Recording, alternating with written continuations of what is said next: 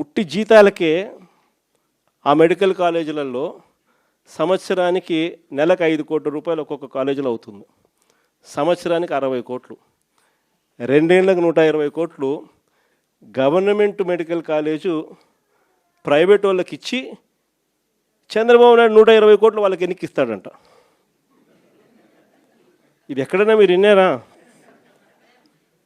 గవర్నమెంట్ది land, గవర్నమెంట్ది బిల్డింగులు, government staff, జీతాలు ఇచ్చేది గవర్నమెంటు, నడిపేదేమో ప్రైవేటు, లాభాలేమో ప్రైవేటు కంట.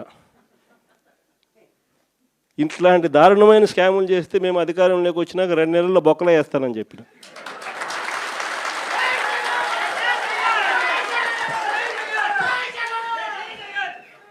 మనం ఎప్పుడైతే ఆ మాట చెప్పినామో అప్పుడు ఒక్కడు కూడా ఆ స్కాములు లేక మేము రాము, మాకు చంద్రబాబు నాయుడు ఈ కాలేజీలు వద్దు అని ఏకంగా చంద్రబాబు నాయుడుకి చెప్తా ఉన్న పరిస్థితులు మొట్టమొదటిసారిగా కనిపిస్తూ ఉన్నాయి.